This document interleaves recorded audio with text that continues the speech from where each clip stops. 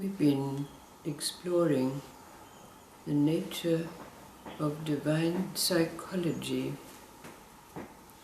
and in our explorations it seems that two questions have arisen. One is, what and where is the seat of the psyche? And what, if any, is the difference between an ordinary psyche, that is, that which is between a psychologist and a client, and what we've coined as divine psychology? There are several little anecdotes to string together with the possibility that if we can find the common theme of these, we could possibly be able to answer these questions. Divine Mother would sometimes say to those who were gathered, "I've transmitted all the tapes into you, and they will arise when they are needed." Then there's a little story about the Zen Master who called the student to him who had been chosen as his successor. Now, he handed over the staff and the begging bowl, which were the symbols of that Zen legacy. But he also handed over to the successor a book. And he said, "This book contains all the teachings and the knowledge of the masters who have preceded you."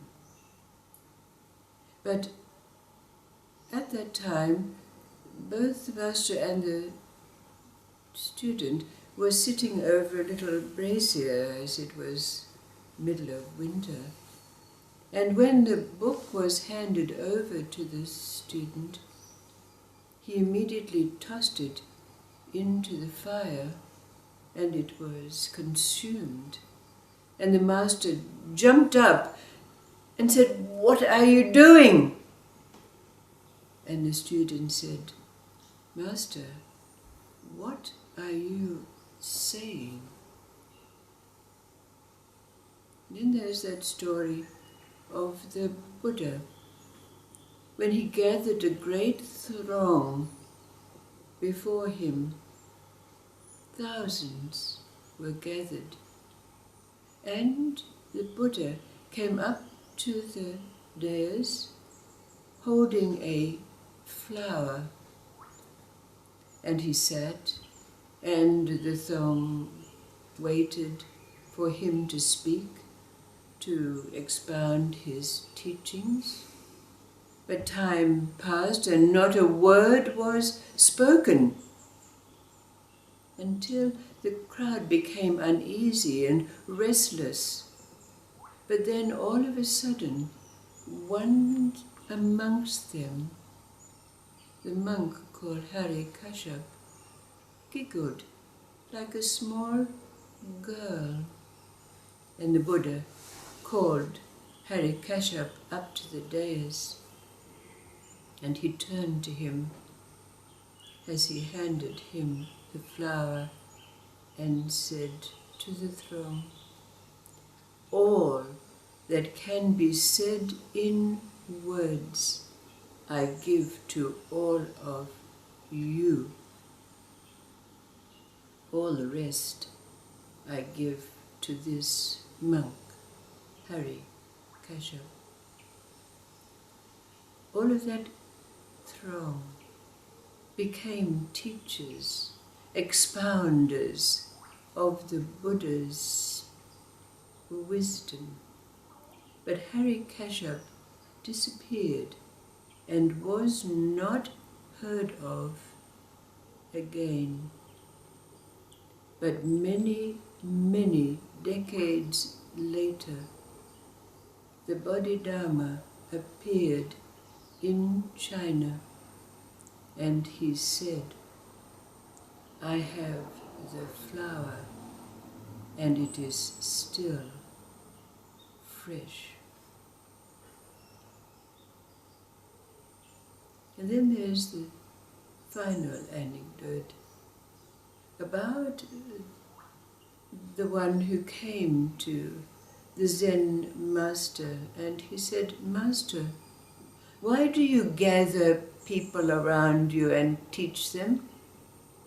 And the Master retorted, "What are you saying? How can I teach? I don't even have a mouth." And the inquirer said, "But Master, you lie, because you gather students around you and you expound the Dharma." And the Master again retorted, "There is no Dharma to expound." And so the inquirer said, "Then are you saying that nothing is real? And if so, why do you do what you do?"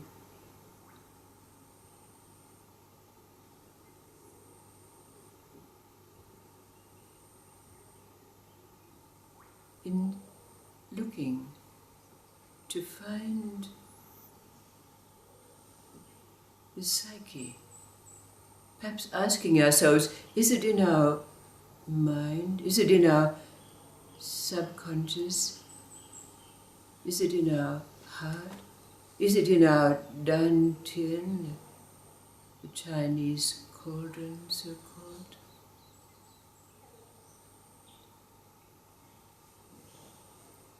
These anecdotes, where can we find the theme, the essence, the commonality between them? How can we glean this? And in so doing, answer the questions that have arisen. Where and what is the seat of the psyche? What, if any, is the difference between the microcosmic psychology and the divine psychology, which we can perhaps translate into macrocosmic psychology? But first, the question that arises out of these anecdotes that may lead us to the answers: what is the thread that binds these anecdotes together?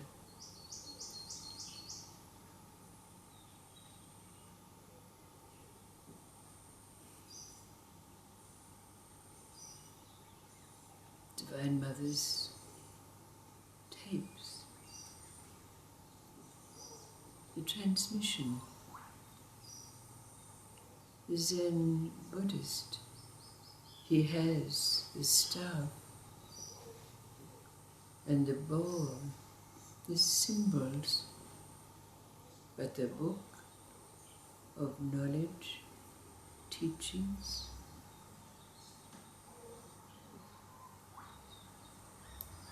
the Buddha.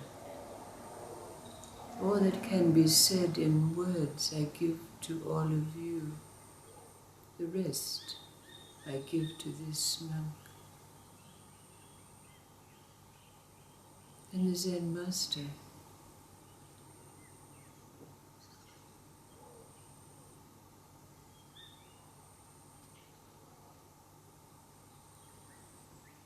What can we glean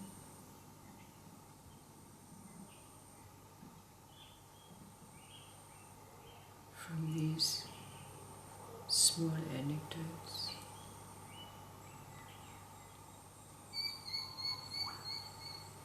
What and where do we find the theme, the essence